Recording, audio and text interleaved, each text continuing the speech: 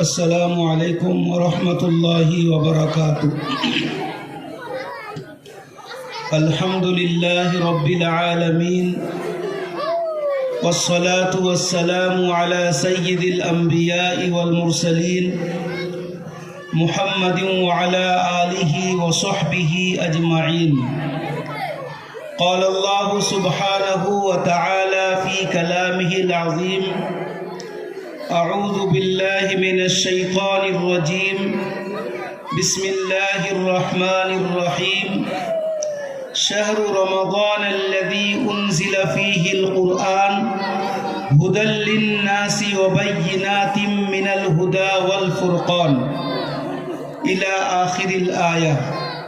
وقال رسول الله صلى الله تعالى عليه وسلم: من قرأ القرآن فاستزهر فأحل حلاله وحرم حرامه أدخله الله الجنة وشفعه في 10 من أهل بيته كلهم قد وجبت لهم النار، أو كما قال عليه الصلاة والسلام.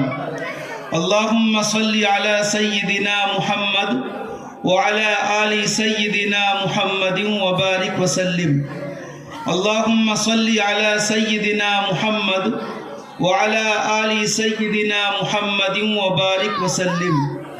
اللهم صل على سيدنا محمد وعلى آل سيدنا محمد وبارك وسلم. অনন্ত অসীম প্রেমময় তুমি বিচার দিনের স্বামী, যত গুণগান হেচির মহান তোমারই অন্তর্যামী। দুলকে ভুলকে সবারই ছাড়িয়া তোমারই চরণে পড়ি লুটাইয়া, তোমারই সকাশে যাচি হে শকতি তোমারই করুণা কামি। সরল সঠিক পূর্ণ পন্থা মোদের দাও গো বলি, চালাও সে পথে যে পথে তোমার প্রিয়জন গেছে চলি। সর্বাগ্রে সমস্ত প্রশংসা ও গুণকীর্তন, আরাধনা উপাসনা স্তব স্তুতি সেই আল্লাহ সুবহানাহু ওয়া তাআলার জন্য, যিনি দয়া করে মেহেরবানি করে একটা সুন্দর নুরানি বা বরকত মাহফিলে একটাই মাত্র সাবজেক্ট, অবজেক্ট, পারপাস, গোল, অ্যাম্বিশন বা উদ্দেশ্য, সেটা হলো আল্লাহ ও তাঁর রসুল সাল্লাল্লাহু তাআলা আলাইহি ওয়াসাল্লাম সম্পর্কে কিছু আলোচনা শোনা ও করা এবং দোয়ায় শরীক হওয়া। এইরকম একটা মহৎ উদ্দেশ্যকে সামনে রেখে আমাদের মতো তার কিছু বান্দাদেরকে এই নুরানি মাহফিলে একত্রিত হওয়ার তৌফিক ইনায়েত করেছেন। একবার সবাই সম্মিলিত স্বরে বলি আলহামদুলিল্লাহ। অতঃপর আমার আপনার নবী, শেষ নবী, মহানবী, প্রিয় নবী, সোনার নবী, সাম্প্রদায়িক সম্প্রীতি ঐক্য সংহতির মূর্ত প্রতীক, আমেনার দুলাল মরুর ভাস্কর, আহমদে মুজতাবা মুহাম্মদে মুস্তফা সাল্লাল্লাহু তাআলা আলাইহি ওয়াসাল্লামের উপরে অসংখ্য দরুদ ও সালাম বর্ষিত। সবাই বলেন আল্লাহু আমিন। অতঃপর আমার সম্মুখ উপবিষ্ট বয়োজ্যেষ্ঠ, সমবয়স্ক, বয়কনিষ্ঠ, দিনদরদি ভাতৃবৃন্দ, বিশেষত হযরতে উলামায়ে কেরাম, পর্দার অন্তরালে আমার আম্মাজানেরা ও বুবুজানেরা, শ্রেণীগতভাবে সবাইকে সালাম, শুভেচ্ছা, স্নাসিস, সম্ভ্রম, সম্ভাষণ জানাই।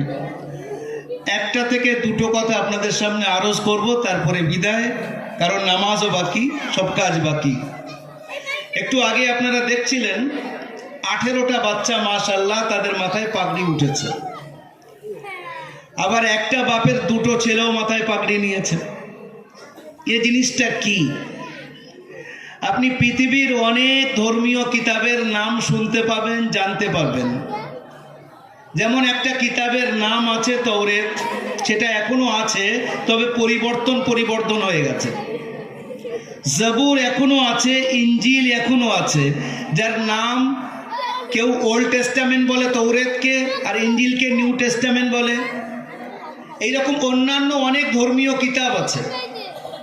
পুরো পৃথিবী খেয়াল করে দেখেন, কোনো জায়গায় ধর্মীয় কিতাব মুখস্থ করে তাদের মাথায় কোনো পাগড়ি দেওয়া হচ্ছে, পুরো পৃথিবীর যত ধর্ম আছে খেয়াল করে দেখেন, ইউ কান্ট ফাইন্ড, সম্ভবই না, কোথাও নেই। একটা ছোট্ট ঘটনা আপনাদেরকে বলছি, তাহলে পরিষ্কার হবে। একজন বুজুর্গ যিনি এখনো হায়াতে আছেন, তার নাম মাওলানা সাজ্জাদ নোমানী।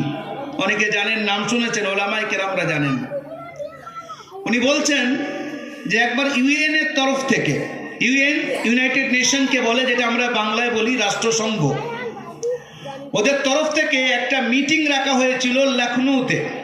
লখনৌ উত্তরপ্রদেশের রাজধানী, ক্যাপিটাল অফ ইউপি। ওখানে মিটিং শেষ হয়েছে। তো সরকারিভাবে তাদেরকে লখনৌর মধ্যে বিভিন্ন যে সমস্ত জায়গা আছে সেগুলো ঘুরে ঘুরে দেখানো হচ্ছে। মাওলানা সাহেব বলছেন যে আমি তখন লখনৌতে আছি, আমাকে বলা হলো যে রাষ্ট্রসংঘের কিছু লোক এসেছে, সমস্ত লখনৌর মধ্যে যা যা জিনিস ছিল মোটামুটি দেখানো হয়েছে, লাস্টে আপনার মাদ্রাসায় একটু নিয়ে যাওয়ার ইচ্ছা হচ্ছে। আর তাদের যে মূল ছিল, তাদের কয়েকজন ছিল, 8-9 জন, তাদের মধ্যে যে মেন লিডার একজন মহিলা ছিলেন, ফ্রান্সে বাড়ি তার।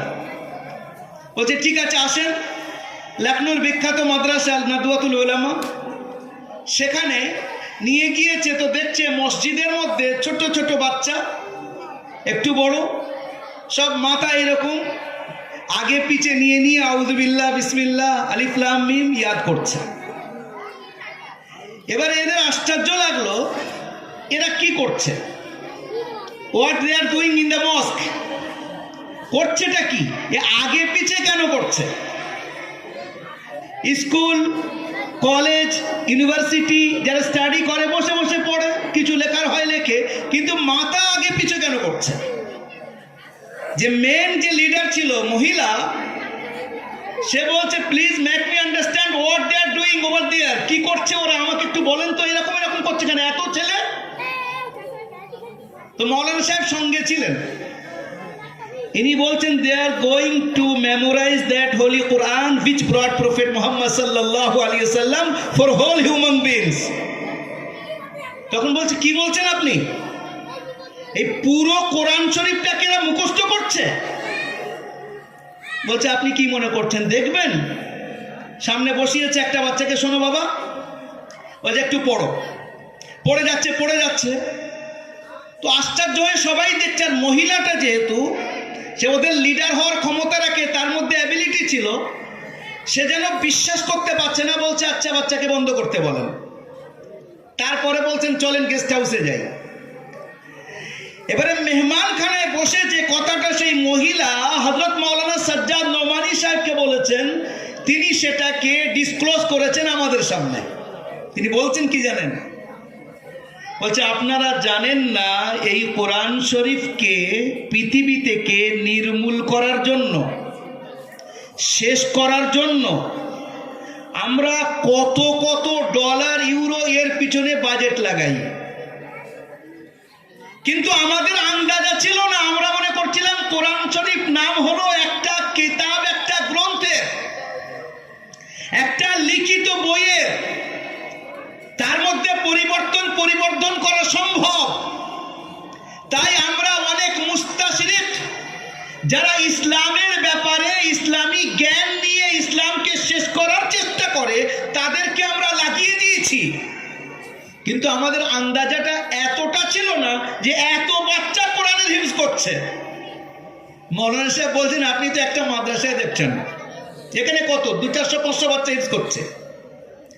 পুরো পৃথিবীর মধ্যে এইরকম ছোট্ট থেকে নিয়ে বড় পর্যন্ত হাজারে হাজারে না লাখে লাখে বাচ্চারা কোরআনে কারীম হিফজ করছে, এবং একই জায়গায় বসে আলহামদু থেকে নাস পর্যন্ত তারা শোনাবার ক্ষমতা রাখে।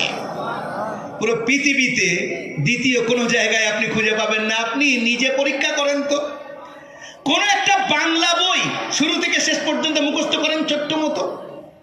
আমি নিজে গীতাঞ্জলি মুখস্থ করার চেষ্টা করেছি, এদিক থেকে পড়ছি, সে যে পাশে এসে বসেছিল তবু জাগিনি, কি ঘুম পেয়েছিল তোরে হতভাগিনী, এসেছিল গভীর রাতে বিনাখানি ছিল হাতে, আপন মনে বাজিয়ে গেল গভীর রাগিনী। আর পরে কি আছে আর মুখস্থ নেই, ভুলে যাচ্ছি, এদিকে ভুলে যাচ্ছি। কিন্তু আল্লাহর কালামের এটা বৈশিষ্ট্য, মনে রাখবেন দুটো জিনিস, একটা হলো কিতাব আর একটা হলো কালাম। কিতাব কি? যত আগে কিতাব এসেছে, তৌরাত হলো কিতাব, জবুর হলো কিতাব, ইনজিল হলো কিতাব। কিতাব মানে লিখিত জিনিস। আর কালাম কি? আমি কথা বলছি বলছি এটা আমার কালাম, আপনি বলছেন ওটা আপনার কালাম। যত কিতাব আছে কোন কিতাব আল্লাহর কালাম না, একটাই মাত্র কিতাব আল্লাহর কালাম, তার নাম হলো আল কোরআন। যার কারণে অন্য কিতাব তো পরিবর্তন করা সম্ভব হয়েছে মানুষের দ্বারায়, কিন্তু কোরআনে কারিমের পিছনে হাত ধুয়ে লেগেছে, সার্বিক চেষ্টা করেছে, কিন্তু একটা অক্ষর এদিক থেকে ওদিক করার ক্ষমতা তাদের হয়নি, কারণ কোরআন হলো আল্লাহর কালাম। এবার একটা কথা আমরা শুনি, কোরআনে কারীমের সূরা বাকারার শুরুতে যালিকাল কিতাবু লা রাইবা ফি, ব্যাপারটা বুঝি ভালো করে। কিতাব মানে বুঝলাম কি, লিখিত জিনিস। আল্লাহ বলছেন এই কিতাবের মধ্যে ভুল তো দূরের কথা, সন্দেহের অবকাশ নেই। আল্লাহ এটা বলেননি যালিকাল কালামু লা রাইবা ফি, কারণ আল্লাহর কালাম উপর থেকে আসছে, সেখানে সন্দেহের তো কোনো মতলব নেই। জিবরাইল আমিন নিয়ে আসছেন, সেখানে সন্দেহের তো কোনো মতলব নেই। আল্লাহ রসুল যখন বলছেন যায়েদ বিন সাবিত, আমিরে মুআবিয়া, হযরত আলী, সাহাবাদের পুরো একটা জামাত যখন লিখছে, ওই লেখার মধ্যে কোনো গন্ডগোল না হয়ে যায়, আল্লাহ সেখানেও চ্যালেঞ্জ করছেন যে আমি আমার মেহবুবকে যে কিতাব দিয়েছি আর তার ছাত্ররা সেই কিতাব লিখছে, তার বলার কারণে সেই লিখিত কিতাবের মধ্যেও কোনো সন্দেহের অবকাশ নেই। আজও পর্যন্ত সেই কিতাব যেমন শুরুতে ছিল আজও পর্যন্ত আছে। এই কিতাব আলহামদুলিল্লাহ হাফিজ সাহেবের কাছে আমি শুনছিলাম, হযরত মাওলানা হাফিজ আব্দুর রউফ সাহেব মুদ্দাজিল্লুর কাছে, কিভাবে মাদ্রাসাটা শুরু হয়। যে একটা করতে করতে একটা ছোট্ট একটা চারা, তার থেকে হতে হতে এখন মহি দিয়ে পরিবর্তন আপনাদের সামনে। আলহামদুলিল্লাহ কামারপুর মাদ্রাসার হিফজের একটা সুনাম চারিদিকে ছড়িয়ে আছে, যার কারণে আপনারা দৌড়ে এসেছেন, আল্লাহ শুকর। এর পিছনে একটা কথা আপনাদেরকে বলি একদম শর্টে, কোরআনে কারীম আমাদের বাড়িতে আজকের মজলুম হয়ে আছে। আমার পূর্বের বক্তা, তার আগের বক্তা হযরত মাওলানা মুফতি আতাউর রহমান সাহেব একটা আয়াত পড়েছিলেন, তার বক্তব্য আমি শুনতে পাইনি পুরো। ইন্না হাযাল কোরআন, মানে তার ব্যাপারে উনি বলছেন যে এই কোরআন কিয়ামতের দিনে বলবে, ইয়া আল্লাহ ইয়া রাব্বি ইন্না কওমি ইত্তাখাযু হাযাল কোরআনা মাহজুরা, ইয়া আল্লাহ কোরআনে কারীমকে না ছেড়ে দিয়েছে। যারা আমরা এখানে উপস্থিত আছি, নিজেদের বুকে হাত রেখে বলি, যারা কোরআন পড়তে পারি, প্রত্যেকদিন সময় করে কোরআনের পিছনে কতটুকু সময় দিই। ইউটিউবের জন্য আমাদের কাছে সময় আছে, আপনার অন্যান্য নেটের কাজের জন্য আমাদের কাছে সময় আছে, বন্ধু বান্ধবদের সঙ্গে গল্প করার জন্য সময় আছে, কিন্তু কোরআন নিজে বসে এক পৃষ্ঠা হোক, এক পারা হোক, হাফ পারা হোক, 5 পৃষ্ঠা হোক, আমরা কতটুকু কোরআনকে নিয়ে বসি। বাড়িতে যদি চায়ের মধ্যে চিনি বেশি হয়ে যায়, তার জন্য বকাবকি শুরু হয়ে যায়। আর ওই বাড়িতে আমার স্ত্রী, আমার বৌমা, আমার মেয়ে, তারা কোরআন পড়তে পারে, যদি কোরআন না পড়ে কদিন বকাবকি করেছি যে কেন কোরআন পড়া হয়নি। কোরআন আমাদের বাড়িতে রাখা আছে। আমি এর ব্যাপারে একটা ছোট্ট ঘটনা আপনাদেরকে বলে কথা শেষের দিকে নিয়ে যাব, লম্বা কথা কিছু বলার নেই। এই ঘটনাটা আমি সব জায়গায় বলি, আপনাদের সঙ্গে শেয়ার করছি। একজন বুজুর্গ, তার নাম হলো হযরত মাওলানা মাহমুদুল হাসান দেওবন্দি রহমতুল্লাহ আলাইহি, যাকে শাইখুল হিন্দ বলা হয়। এনার পরিচয় কি দেব, এনার ছাত্রদের নাম শুনলে বুঝতে পারবেন যে ইনি কেমন ব্যক্তিত্বের অধিকারী ছিলেন। শাইখুল হিন্দের ছাত্রের নাম মাওলানা আশরাফ আলী থানভী, শাইখুল হিন্দের ছাত্রের নাম মাওলানা ইলিয়াস সাহেব কাঁদলেবি, বড় হযরতজি রহমতুল্লাহ আলাইহি। শাইখুল হিন্দের ছাত্রের নাম আল্লামা আনোয়ার শাহ কাশ্মীরি, শাইখুল হিন্দের ছাত্রের নাম হুসাইন আহমদ মাদানী। যত বড় বড় ওলামা সব শাইখুল হিন্দের ছাত্র। সেই শাইখুল হিন্দ তার যখন ইন্তেকাল হয়, ইন্তেকালের পরে তার পিঠের নিচের অংশ দেখা যাচ্ছে যে পুরো হাড্ডি আর হাড়ে ভরা, গোশত বলতে কিছু নেই। ওনার ছাত্র সৈয়দ হুসাইন আহমদ মাদানী রহমতুল্লাহ আলাইহিকে জিজ্ঞাসা করা হচ্ছে, হুসাইন আহমদ মাদানী কে? যিনি আল্লাহর রসুলের মসজিদে নববীতে বসে 17 বছর হাদিস পড়িয়েছেন, এইরকম ব্যক্তিত্ব। তাকে জিজ্ঞাসা করা হচ্ছে, হুজুর আপনার ওস্তাদের এই পিছনের নিচের অংশ হাড় আর হাড্ডি যেন জ্বালিয়ে দেওয়া হয়েছে, কিছু নেই, কারণটা কি? উত্তরে উনি তখন কাঁদছেন। হুজুরের বংশধর সৈয়দ হুসাইন আহমদ মাদানী রহমতুল্লাহ আলাইহি বলছেন, আমার ওস্তাদ আমাকে মানা করেছিলেন। ইংরেজরা ওই মাল্টার জেলের মধ্যে আলাদা নিয়ে গিয়ে ওই বুড়ো মানুষটাকে লোহা গরম করে করে আর পিঠে ছেঁকচা দিত, আর বলতো যে মাহমুদ তুমি একটা ফতোয়ায় শুধু সই করে দাও যে ইংরেজরা আমাদের বিরোধী না, আমাদের আপনজন, এতটুকু লিখে দিলে আমরা তোমাকে মাথায় তুলে নেব। শাইখুল হিন্দ তখন উত্তরে বলেছিলেন, এখনো আমি বেঁচে আছি, আমি মারা যাওয়ার পরে আমার ভিতর থেকে যদি কোনো আওয়াজ আসে এটাই হবে যে ইংরেজদের বিরুদ্ধে যুদ্ধ করা ফরজ। আমি এনার এই কথাটা কেন বললাম, আসল কারণটা এবারে বলছি। ওই শাইখুল হিন্দ ওই মাল্টার জেলে, যেখানে 30 ডিগ্রি সেলসিয়াস, যেখানে ঠান্ডা -ডিগ্রি, বরফ এত করে, সেখানে ওই বুড়ো মানুষ আল্লাহর কাছে উঠে উঠে কেঁদেছেন, ইস্তেখারা করেছেন, দোয়া করেছেন, আল্লাহ মুসলমানরা আবার সেই নিজের পুরনো স্থান কি করে ফিরে পাবে। একটা সময় ছিল বিশ্বকে এরা লিডিং করেছিল, গাইড করেছিল, এরা বিশ্বকে রাস্তা দেখিয়েছিল। আজ সেই মুসলমান পরের সামনে হাত পাচ্ছে, ইয়া আল্লাহ তুমি আমাকে বোঝাও, আমি তোমার কাছে কাঁদছি, আমি গিয়ে আমার মানুষের সামনে, আমার ভাইদের সামনে কথাটা তুলতে চাচ্ছি যে আবার কোন পদ্ধতি হবে যে পদ্ধতির দ্বারাই মুসলমান আবার নিজের মহিমায় নিজের জায়গায় ফিরে যেতে পারে। শাইখুল হিন্দ লম্বা সময় ইস্তেখারা করার পরে দুটো কথা বলেছেন। উনি যখন ওখান থেকে ফিরে 3 বছর 3 মাস জেল খাটার পরে যখন ফিরে আসলেন দেওবন্দে, ওনার সামনে ওনার ছাত্ররা সব নিজের যুগের আল্লামা, যাদের নাম আমি আপনাদের সামনে বললাম, সব মাথা নিচু করে বসে আছেন যে এই বুড়ো মানুষটা কত না কষ্ট সহ্য করেছেন। তিনি এসে বসেছেন, বলছেন বাবু আমি আল্লাহর কাছে দোয়া করেছিলাম, এই আল্লাহ মুসলমানরা আবার নিজের স্থানে কি করে যাবে, কারণ দিল্লীশ্বর জগদীশ্বর এককালে নাম ধরলি তোরা, ও মুসলমান আজ হয়ে গেছিস সর্বজাতির পায়ে ধরা।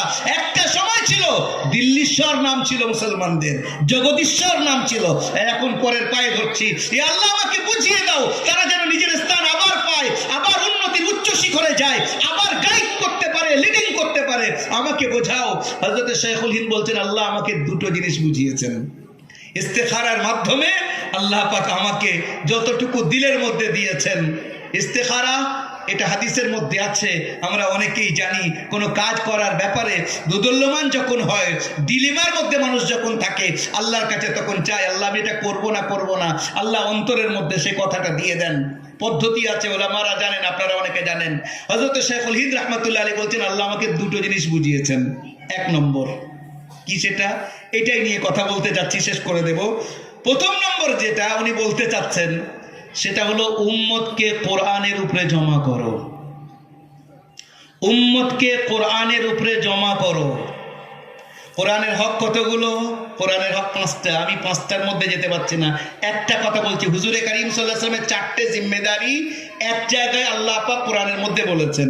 হুয়াল্লাযী বাআসা ফিল উম্মিয়িনা রাসূলাম মিনহুম ইয়াতলু আলাইহিম আয়াতিহি ওয়া ইউযাক্কিহিম ওয়া ইউআল্লিমুহুমুল কিতাবা ওয়াল হিকমা। প্রথম নম্বর জিম্মেদারি হলো তিলাওয়াত, কোরআনে কারীমের বিশুদ্ধ তিলাওয়াত। শুধু তিলাওয়াত করলে হবে না। আমি নিজে ভুক্তভোগী, আপনারা অনেকেই ভুক্তভোগী যারা কোরআনে কারীম মাশাআল্লাহ মোটামুটি ভালো পারেন। অনেক জায়গায় আমরা সফরের মধ্যে নামাজে পিছনে গিয়ে দাঁড়াই, পরে গিয়ে নামাজ দৌড়াতে হয়, এরকম পরিস্থিতি হয়ে যায়। কিন্তু আলহামদুলিল্লাহ আমাদের এই মাদ্রাসাগুলো থেকে আপনারা বাচ্চাদের তিলাওয়াত শুনছিলেন না, কি সুন্দর তিলাওয়াত করছে আলহামদুলিল্লাহ।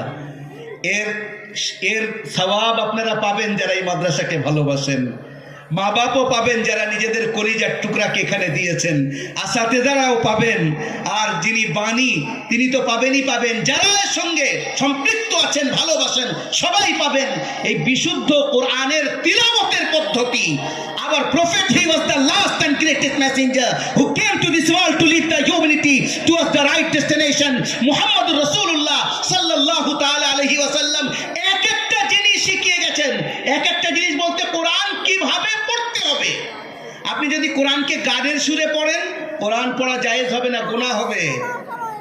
কোরআন কিভাবে পড়তে হবে তাও হুজুর দেখিয়েছেন। এই কোরআন যে বাচ্চারা পড়েছে, এই বাচ্চাদের যে ওস্তাদ, তিনি তানার ওস্তাদ, তার ওস্তাদ থেকে গিয়ে কোথায় পৌঁছবে? হযরত উবাই ইবনে কাব রাদিয়াল্লাহু তাআলা আনহু পর্যন্ত। উবাই ইবনে কাব অথবা হযরত আব্দুল্লাহ ইবনে মাসউদ, অথবা মুআজ বিন জাবাল, আবু মুসা আশআরী কোন পর্যন্ত পৌঁছবে। আর তিনি শিখেছেন মুহাম্মদ মুস্তাফা সাল্লাল্লাহু আলাইহি ওয়াসাল্লামের কাছ থেকে। আর শুধু মুহাম্মদ মুস্তাফা পর্যন্ত না, লা তুহাররিক বিহি লিসানাকা লিতা'জালা বিহি ইন্না আলাইনা জামআহু ওয়া কুরআনা। মাহবুব, তুমি শোনো, আমি তোমাকে পড়িয়ে দেব কিভাবে পড়তে হয়। পদ্ধতি দেখেন, তিরমিজি শরীফের হাদিস। আল্লাহ রাসূল সাল্লাল্লাহু আলাইহি ওয়াসাল্লাম একদিন রাত্রিবেলা বার হয়েছেন, দেখছেন হযরত আবু বকরের বাড়ির পাশ থেকে যাচ্ছেন, তো উনি আস্তে আস্তে তিলাওয়াত করছেন নামাজের মধ্যে। সুবহানাল্লাহ, সেই যুগ কেমন যুগ ছিল আমরা নিজেদের যুগের সঙ্গে একটু মিলিয়ে দেখি। তখন মদিনার অলিতে গলিতে শুধু না, যেখানে মুসলমানদের আবাদি ছিল, পপুলেশন ছিল, সকালবেলা ভোরে সেখান থেকে যাবেন তো বাড়ির ভিতর থেকে কোরআনের আওয়াজ আসবে। আর আজ আমাদের বাড়িগুলো অধিকাংশ কবরস্থান হয়ে থাকে, অধিকাংশ বাড়ি কবরস্থান হয়ে থাকে। ফজরের নামাজ এদিক থেকে ওদিক, তিলাওয়াত নেই, তো মুসিবত আসবে না। হুজুরে করিম সাল্লাল্লাহু আলাইহি ওয়াসাল্লাম রাতে উঠেছেন নিজের ছাত্রদের ব্যবহার দেখার জন্য, তারা করছে কি। আবু বকর সিদ্দিক নামাজে দাঁড়িয়ে আছেন, আস্তে আস্তে তিলাওয়াত করছেন। হুজুর শুনলেন, আগে গিয়েছেন, ওমরে ফারুকের বাড়ির সামনে থেকে যাচ্ছেন, উনি জোরে জোরে তিলাওয়াত করছেন। সকালবেলা দুজনকে ডাক করিয়েছেন, আবু বকর, আমি তোমার বাড়ির পাশ থেকে যাচ্ছিলাম, একদম আস্তে আস্তে পড়ছিলে, কারণ জানতে পারি? ইয়া রাসূলুল্লাহ, আসমাতু মান নাজাইতু, যিনি আমার মনের খবর জানেন তানাকেই তো শোনাচ্ছিলাম, জোরে না পড়লেও তো তিনি শুনতে পারেন, তাই আমি আস্তে আস্তে পড়ছিলাম।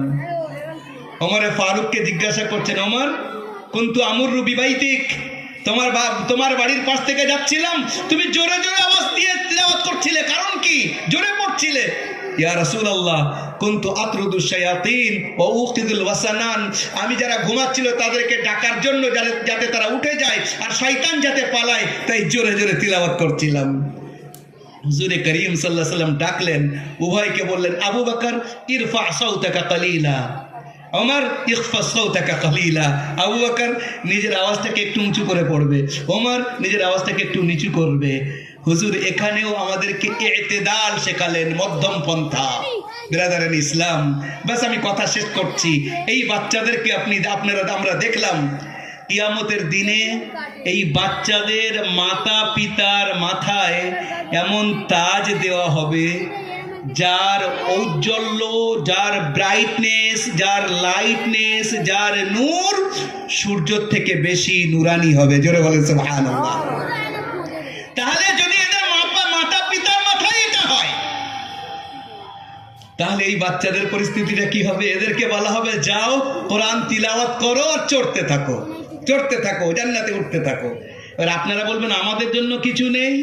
শোনেন, যে সবচেয়ে গুনাহগার, কেমন গুনাহগার হতে পারে? যার নামে লেখা হয়ে গেছে যে ও জাহান্নামী।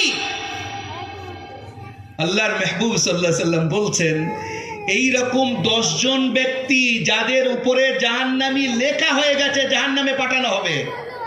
এই হাফিজে কোরআনরা আল্লাহর কাছে গিয়ে বলবে, মালিক, ইনি তো আমার আপন, আমাকে ভালোবেসেছিলেন, আমাকে মাদ্রাসায় পড়ার সময় সাহায্য করেছিলেন, আমাকে অন্তর দিয়ে ভালোবাসতেন, মাদ্রাসাকে ভালোবাসতেন।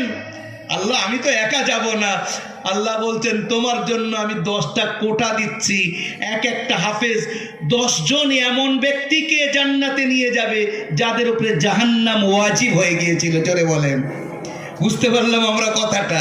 তাহলে এই মাদ্রাসা, এই ধরনের মাদ্রাসা, আমরা জানি যে একটা সময় ছিল স্পেনের মধ্যে 800 বছর মুসলমানরা রাজত্ব করেছে।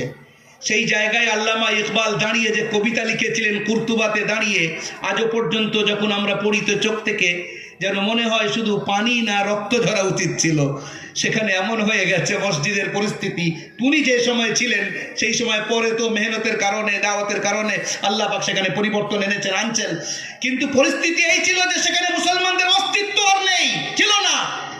এখানে 800 বছর রাজত্ব করেছিল। এদের প্ল্যান ছিল স্পেন বানিয়ে দেওয়ার। আমাদের আকাবিরিনদের, আমাদের বুজুর্গানে দিনদের, আমাদের মুরব্বীদের দূরদর্শিতা ছিল। তারা পুরো অবিভক্ত ভারতের মধ্যে মাদ্রাসার জাল বিছিয়ে দিয়েছেন। এই জাল বিছানোর কারণে আলহামদুলিল্লাহ আলহামদুলিল্লাহ ওরা আপ্রাণ চেষ্টা করলেও আমাদের ভিতর থেকে ইমানি স্পিরিট, কোরআনে করিম আমাদের থেকে তারা ছিনতে পারবে না। এই কোরআন আল্লাহর দিত দুটো সবচেয়ে বড় নিয়ামত, একটা হলো কোরআনে করিম, দ্বিতীয় হলো হযরত মুহাম্মদ মুস্তাফা সাল্লাল্লাহু আলাইহি ওয়াসাল্লাম। যারা উপস্থিত আছেন আমি তাদের কাছে বাস একটাই রিকোয়েস্ট করছি। আমি জানি আলহামদুলিল্লাহ আপনারা যারা এসেছেন মাদ্রাসাকে ভালোবাসেন। নিজেদের সবচেয়ে প্রথমে নিজেকে দেখি আমি কি কোরআন জানি। বলে আমি তো বুড়ো হয়ে গেছি, জানবো কি করে? দেখেন, পড়ালেখার কোনো সময় শেষ নেই। যেদিন আপনার মন চাইবে সেদিন থেকে শুরু করতে পারেন। আমি নিজেও দেখেছি, অনেক বয়স হয়ে গেছে। মৌলানা পীর ফকির জুলফিকার নকশবন্দি দামাত বারাকাতুহুম বলছেন যে আমি একবার পাগড়ি দিতে গেছি এক জায়গায়, ছাত্রদের মাথায় পাগড়ি দেব, তো দেখলাম যে আরেকজন বসে আছে, তার ভ্রুও পেকে গেছে আর দাড়িও পেকে গেছে। আমি যে জিজ্ঞাসা করলাম, বাবাজি आपकी उम्र क्या है? বলছে 82। मेरी उम्र 82 साल है। आप यहाँ? बोले मैंने हिफ्ज किया अल्हम्दुलिल्लाह, आप मुझे इमामा पहनाइए। তো পীর সাহেব বলছেন যে আমি আমার নজরে দেখলাম যে কোরআন ছোট্ট বাচ্চা থেকে নিয়ে 80 বছরের বুড়ো পর্যন্ত তারা কোরআনের হিফজ করতে সক্ষম। জোরে বলেন সুবহানাল্লাহ। আমরা যদি হিফজ না করতে পারি, নিয়ত তো করে অন্তত কোরআনটাকে বিশুদ্ধ করি। যারা করতে পেরেছি তাদের কাজ হলে এই কোরআনের হক একটু আদায় করি, বাড়িতে কোরআনের তিলাওয়াতের পরিবেশ বানাই, একটু সময় হলেও আধ ঘন্টা হলেও কোরআনকে নিয়ে বসি। লাস্ট একটা ঘটনা বলে আমি কথা শেষ করে দিচ্ছি। এটা কাঁদেলার একটা ঘটনা ঘটেছিল অনেক আগে, নাম হলো মুন্সি রহমাতুল্লাহ। ওখানে একজন মানুষের ইন্তেকাল হয়েছে। ইন্তেকালের আগে তিনি ওসিয়ত করে গেছেন যেন মুন্সি সাহেব আমার জানাজা পড়িয়ে দেন।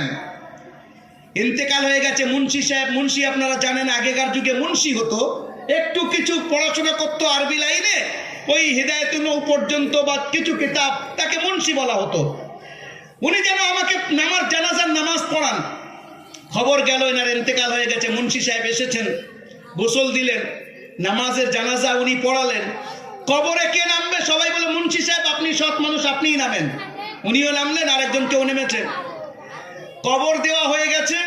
উঠে আসার পরে মুন্সি সাহেব দেখছেন আমার জরুরি কাগজপত্র যেটা পকেটে ছিল সে কবরের মধ্যে পড়ে গেছে।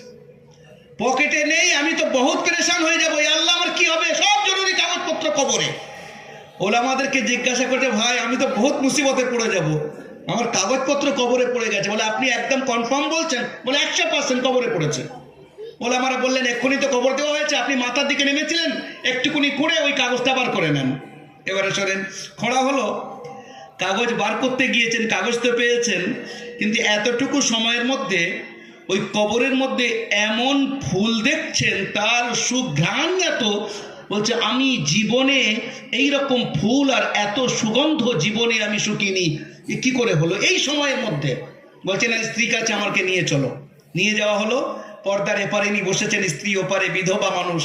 জিজ্ঞাসা করছেন, বোন কিছু মনে করবেন না, আপনি কষ্টের মধ্যে আছেন, আপনার স্বামীর ইন্তেকাল হয়েছে, একটা কথা জিজ্ঞাসা করব। বলছে জি হুজুর বলেন। মুন্সিজি বলেন, আপনার স্বামীর এমন কি আমল ছিল যে কবরে এই দেওয়া হয়েছে আর সেই কবরের মধ্যে এতক্ষণ অল্প সময়ের মধ্যে এইরকম ফুলে ভরে গেছে? বলছে হুজুর আমার স্বামী তো একদম দুনিয়ার মূর্খ ছিলেন, কিছু জানতেন না, 5 ওয়াক্ত নামাজ পড়তেন। বলছে না, কোনো আমল ছিল বলেন। তখন বলছে হুজুর আপনার মাথার কাছে একটা তাক আছে, ওখানে কোরআন রয়েছে, ওইটা একটু তুলে দেখেন। কোরআনটা নিলেন হাতে, জুজদান খুললেন। প্রথম জুজদানের উপরে দেখছেন যে আতর লাগানো আছে, বার করেছেন। কোরআনটাকে খুলে দেখছে যে ওখানে একটা ফুল রাখা আছে। এবার বলছে বলেন আসল বিষয়টা কি?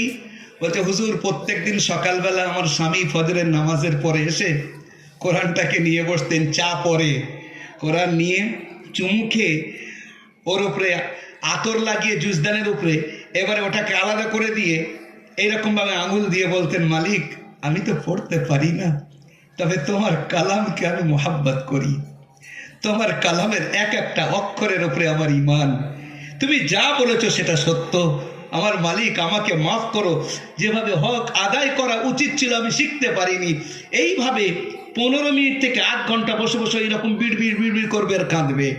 লাস্টে গিয়ে চুমু খাবে, একটা তাজা গোলাপের ফুল শুরুর দিকে রাখবে, বন্ধ করবে, জুসদানে রাখবে, আতর লাগাবে, চুমু খাবে, বুকে লাগাবে, কাঁদতে কাঁদতে কোরআন দিয়ে তারপরে ইশরাক পড়ে বলবে এবার একটু চাপানি দাও। আমার স্বামীর সারা জীবনের আমল আমি এটা দেখে এসেছি। মুন্সি রহমতুল্লাহ বলছেন, বাস আমি বুঝে গেছি যে আল্লাহর কালামকে এইভাবে শুধু ফুল লাগিয়ে আতর লাগিয়ে আর তাকে মোহাব্বত করেছে, চুমু খেয়েছে, তার চাক্ষুষ প্রমাণ এটা যে আল্লাহ তার কবরকে নূরে ভরে দিয়েছে, ফুল দিয়ে ভরে দিয়েছে। তাহলে যারা নিজেদের সিনাতে কোরআন রাখছে আর আমরা যারা তাদেরকে সাপোর্ট করছি, আমাদের জন্য আল্লাহ কি রেখেছেন। ব্রাদার ইসলাম, আপনাদের সামনে বাস এই কথাটাই রাখতে চাচ্ছি, বাড়ির পরিবেশ তৈরি করি কোরআনের তিলাওয়াতের। আল্লাহর রাস্তে বাড়িতে উদ্বুদ্ধ করি, বাচ্চাদেরকে, মহিলাদেরকে উদ্বুদ্ধ করি, বাড়িতে যেন যেমন খাওয়া প্রত্যেক দিন জরুরি মনে করি, ঠিক নিজের আত্মার খাদ্যের জন্য কোরআনের তিলাওয়াত যেন আমার বাড়িতে হয়। এর জন্য রাগারাগি করতে হয় তাও করব, বাড়িতে যেন তিলাওয়াত মিস না যায়। চাই 5 মিনিটের জন্য হোক, 10 মিনিটের জন্য হোক, আমরা তিলাওয়াত সেখানে করব। এই চেষ্টা যদি আমরা রাখি। আর দ্বিতীয় কথা, বাচ্চাদেরকে লক্ষ্য করি ছোট থেকে বড় পর্যন্ত। হযরত মুজাদ্দিদ আল ফিসানি রাহমাতুল্লাহ আলাইহির খানদানের একটা বিষয় আমি পড়ছিলাম এক জায়গায়। ওই খানদানের 8 বছরের উপরে যত বাচ্চা বাচ্চি আছে সব তারা হাফিজে কোরআন হয়। পাকিস্তানের একটা বিষয় আমি পড়ছিলাম, তারা এইভাবে নিয়ম করে নিয়েছে যে ছেলে হোক মেয়ে হোক 8 বছর বয়স হবে তার আগে হাফিজে কোরআন বা হাফিজায়ে কোরআন হয়ে যাবে। আমরা চেষ্টা করি আমাদের বাচ্চারা যেন হাফিজে কোরআন, যদি বাই চান্স না হতে পারে, কমপক্ষে বিশুদ্ধ কোরআন যেন সে শিখতে পারে। প্রত্যেকটা ছেলে এবং মেয়ে আমরা এখান থেকে এই ইনকিলাবি চিন্তা ভাবনা নিয়ে উঠি যে আমার বাড়ির মধ্যে ইনশাল্লাহ আমি কোরআনের নূর তৈরি করব, কোরআনের তিলাওয়াত শুরু হবে, আর আমি বসে বসে কোরআনকে যাতে এগিয়ে নিয়ে যাওয়া যায় তার জন্য আমি উদ্বুদ্ধ করব এবং নিজেকে উদ্বুদ্ধ করব। এই হযরত শেষ করে দিচ্ছি, যেহেতু নামাজ বাকি, আরও আপনাদের সব কাজ আমাদের বাকি রয়েছে, এই বলে আমি আমার বক্তব্যের ইতি করছি। সবাই ভালো থাকবেন, দোয়া রাখবেন। ওয়া আখিরু দাওয়ানা আনিল হামদুলিল্লাহি রাব্বিল আলামিন। আপনি দোয়া করুন।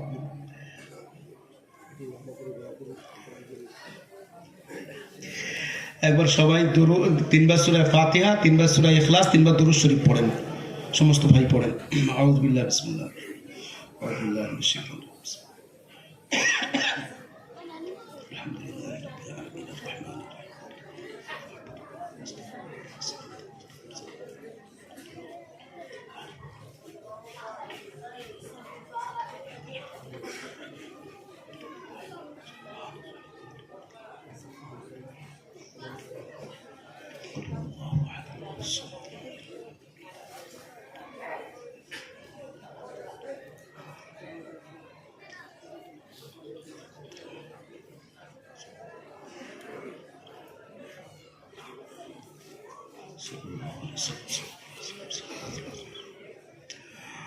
الحمد لله رب العالمين، والصلاة والسلام على سيد الأنبياء والمرسلين محمد وعلى آله وصحبه أجمعين.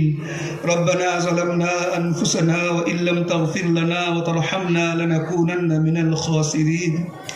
ربنا لا تزغ قلوبنا بعد إذ هديتنا وهب لنا من لدنك رحمة إنك أنت الوهاب. اللهم يا أول الأولين، يا آخر الآخرين، يا ذا القوة المتين، يا راحم المساكين، يا أرحم الراحمين، يا حل المشكلات، يا دافع البليات، يا قاضي الحاجات، يا كاشف الكربيات، يا غياث المستغيثين، يا منتهى العائذين، يا مفرج عن المكروبين، يا مربح عن المغمومين، يا مجيب دعاء المضطرين، يا كاشف الكرب، ويا إله العالمين. منزول بك كل حاجة، منزول بك كل حاجة، منزول بك كل حاجة. اللهم إنا نسألك إيمانا كاملا ويقينا صادقا ورزقا واسعا وقلبا خاشعا ولسانا ذاكرا وتوبة نصوحا وتوبة قبل الموت وراحة عند الموت ومغفرة ورحمة بعد الموت والعفو عند الحساب والفوز بالجنة والنجاة من النار. اللهم اجعلنا من الراشدين، اللهم اجعلنا من الراشدين، اللهم اجعلنا من الراشدين. اللهم صل على محمد وعلى آل محمد بعدد كل ذرة ألف مرة. আয় আল্লাহ, হে রহমান, হে রহিম, হে সালাম, হে কাদির, ইয়া আল্লাহ তুমি দয়া করে মেহেরবানি করে আমাদের বিগত জীবনের সমস্ত গুনাহ খাতাকে মাফ করে দাও। ইয়া আল্লাহ, আমরা জেনে না জেনে, ইচ্ছায় অনিচ্ছায়, প্রকাশ্যে অপ্রকাশ্যে, ছোট বড় যা কিছু গুনাহ আমাদের দ্বারা হয়ে গেছে, হে রহমানুর রহিম আমাদেরকে ক্ষমা করে দাও। আয় আল্লাহ, যে পথে চললে তোমাকে পাবো, তোমার সন্তুষ্টি পাবো, সেই পথে চলার তৌফিক দাও। আয় আল্লাহ, যে পথে চললে তুমি অসন্তুষ্ট হবে, সেই পথকে বর্জন করার তৌফিক দাও। আয় আল্লাহ, যারা রোগগ্রস্ত তাদেরকে তুমি শিফায়ে আজিলা কামিলা মুস্তামিরা দায়মা নসিব করো। যারা অভাবগ্রস্ত অভাবকে দূর করে দাও। যারা কন্যাদায়ে ভুগছেন সুপাত্রের ব্যবস্থা করে দাও। যারা ঋণে জর্জরিত ঋণকে পরিশোধ করার তৌফিক দাও। ইয়া আল্লাহ, আমাদের ব্যবসা বাণিজ্যের মধ্যে বরকত দান করো, চাষবাসের মধ্যে বরকত দান করো, কাজ কামের মধ্যে বরকত দান করো, চাকরি বাকরির মধ্যে বরকত দান করো, হালাল রুজি আমাদেরকে দান করো, হারাম ও সন্দেহযুক্ত রুজি হতে আমাদেরকে হেফাজতে রাখো।